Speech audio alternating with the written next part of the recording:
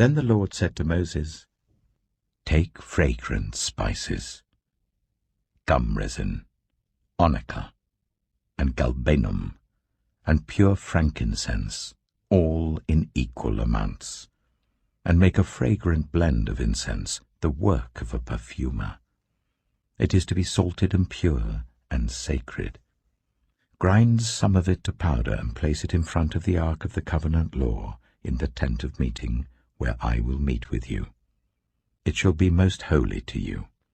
Do not make any incense with this formula for yourselves. Consider it holy to the Lord.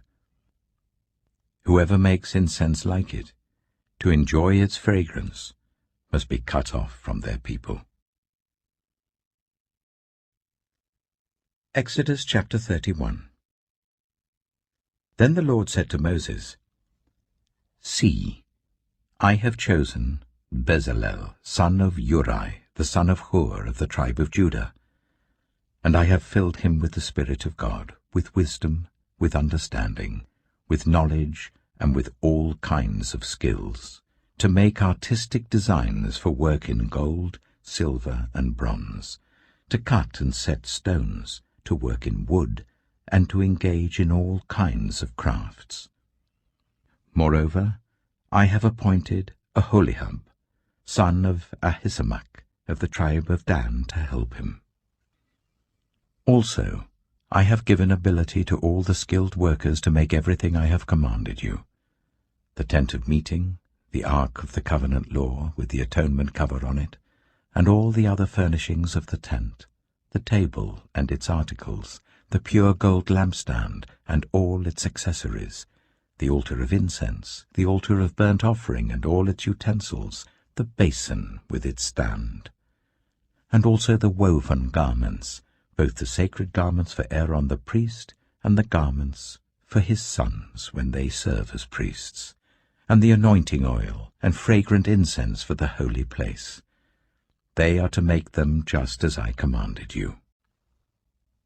Then the Lord said to Moses, "Say to the Israelites, you must observe my Sabbaths. This will be a sign between me and you for the generations to come, so that you may know that I am the Lord, who makes you holy. Observe the Sabbath, because it is holy to you. Anyone who desecrates it is to be put to death. Those who do any work on that day must be cut off from their people. For 6 days work is to be done, but the 7th day is a day of Sabbath rest, holy to the Lord. Whoever does any work on the Sabbath day is to be put to death.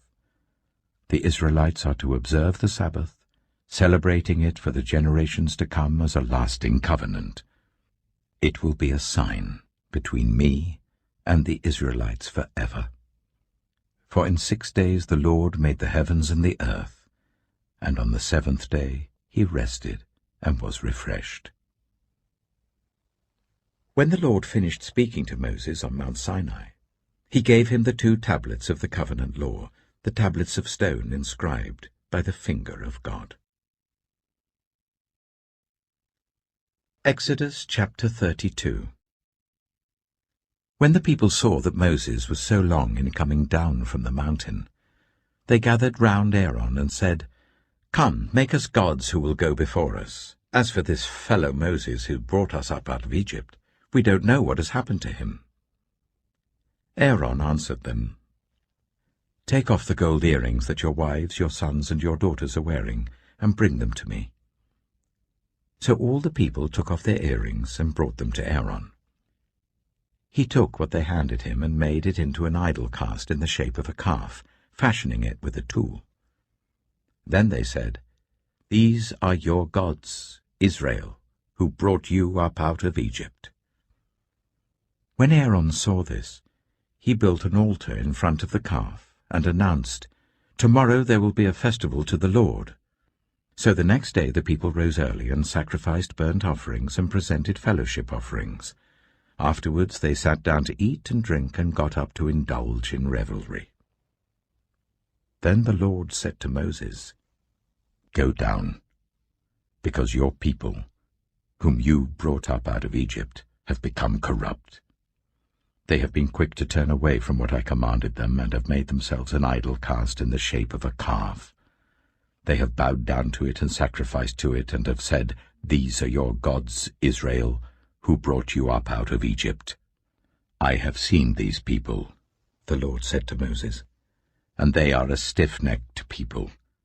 Now leave me alone, so that my anger may burn against them, and that I may destroy them. Then I will make you into a great nation." But Moses sought the favor of the Lord his God. "Lord," he said, "why should your anger burn against your people, whom you brought out of Egypt with great power and a mighty hand? Why should the Egyptians say, 'It was with evil intent that he brought them out, to kill them in the mountains and to wipe them off the face of the earth'? Turn from your fierce anger. Relent and do not bring disaster on your people. Remember your servants, Abraham, Isaac, and Israel, to whom you swore by your own self, 'I will make your descendants as numerous as the stars in the sky, and I will give your descendants all this land I promised them, and it will be their inheritance forever.'" Then the Lord relented, and did not bring on his people the disaster he had threatened. Moses turned and went down the mountain with the 2 tablets of the covenant law in his hands. They were inscribed on both sides, front and back. The tablets were the work of God. The writing was the writing of God, engraved on the tablets. When Joshua heard the noise of the people shouting, he said to Moses, "There is the sound of war in the camp." Moses replied, "It is not the sound of victory. It is not the sound of defeat. It is the sound of singing that I hear." When Moses approached the camp and saw the calf and the dancing, his anger burned, and he threw the tablets out of his hands, breaking them to pieces at the foot of the mountain. And he took the calf the people had made and burned it in the fire. Then he ground it to powder, scattered it on the water, and made the Israelites drink it. He said to Aaron, "What did these people do to you, that you led them into such great sin?" "Do not be angry, my lord," Aaron answered. "You know how prone these people are to evil. They said to me, 'Make us gods who will go before us.' As for this fellow Moses who brought us up out of Egypt, we don't know what's happened to him. So I told them, 'Whoever has any gold jewelry, take it off.' Then they gave me the gold, and I threw it into the fire, and out came this calf." Moses saw that the people were running wild, and that Aaron had let them get out of control, and so become a laughing-stock to their enemies. So he stood at the entrance to the camp and said, "Whoever is for the Lord, come to me." And all the Levites rallied to him. Then he said to them, "This is what the Lord, the God of Israel, says. Each man strap a sword to his side. Go back and forth through the camp from one end to the other, each killing his brother and friend and neighbor." The Levites did as Moses commanded, and that day about 3,000 of the people died. Then Moses said, "You have been set apart to the Lord today, for you were against your own sons and brothers, and he has blessed you this day." The next day Moses said to the people, "You have committed a great sin, but now I will go up to the Lord. Perhaps I can make atonement for your sin." So Moses went back to the Lord and said, "Oh, what a great sin these people have committed! They have made themselves gods of gold. But now, please, forgive their sin. But if not, then blot me out of the book you have written." The Lord replied to Moses, "Whoever has sinned against me, I will blot out of my book. Now go, lead the people to the place I spoke of, and my angel will go before you. However, when the time comes for me to punish, I will punish them for their sin." And the Lord struck the people with a plague because of what they did with the calf Aaron had made.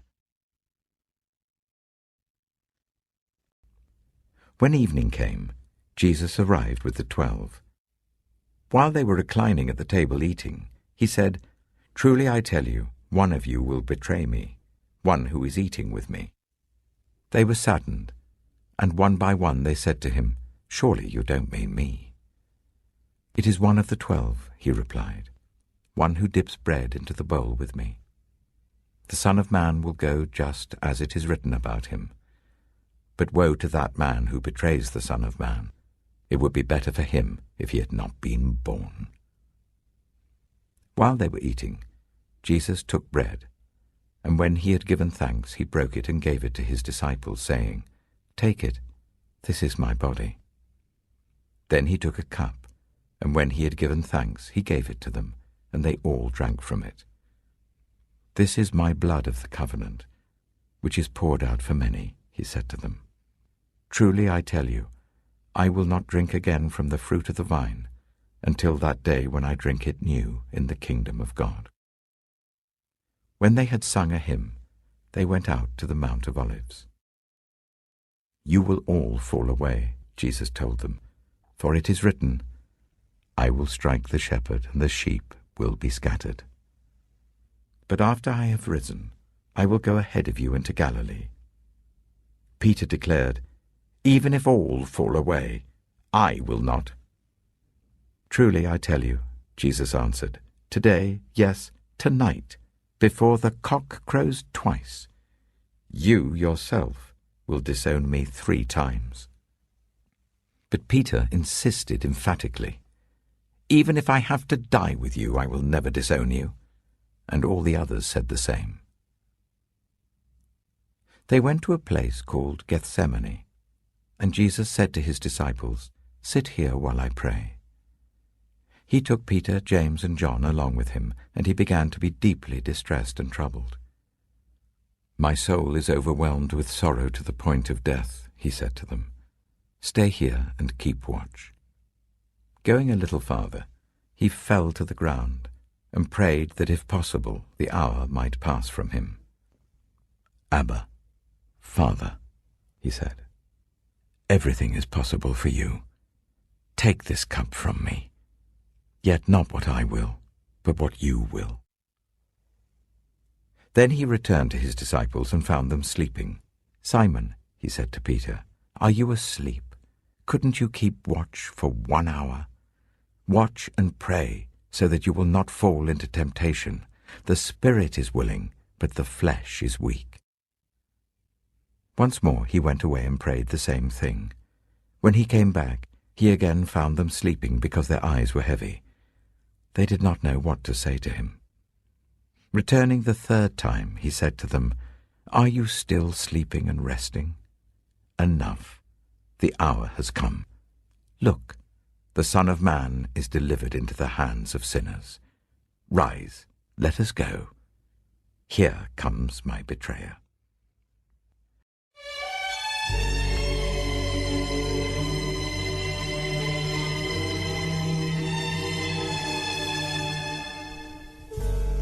Now you say you're lonely. You've cried a long night through. Come on and cry me a river.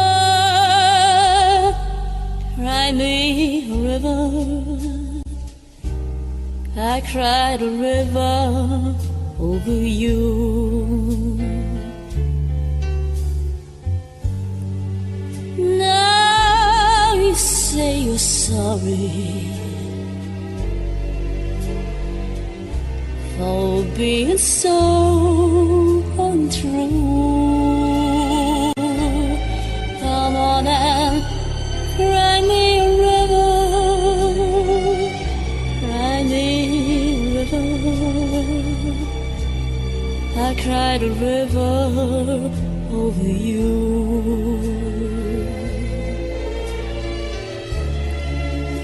Draw me nearly drove me out of my hand. Though you never shed a tear,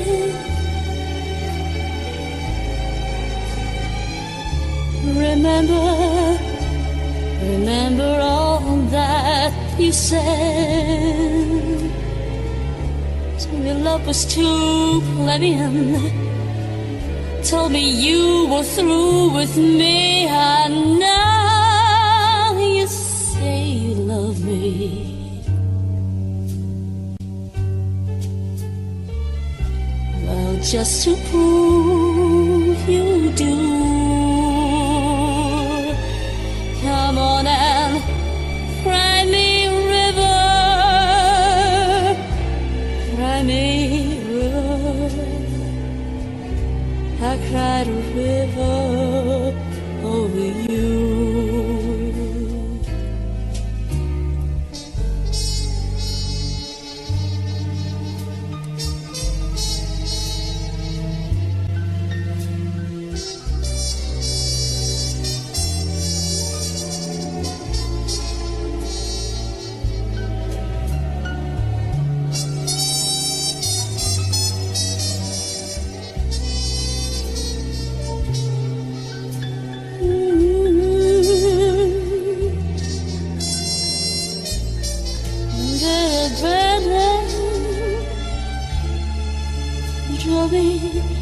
They drove me out of my head. Though you never shed a tear,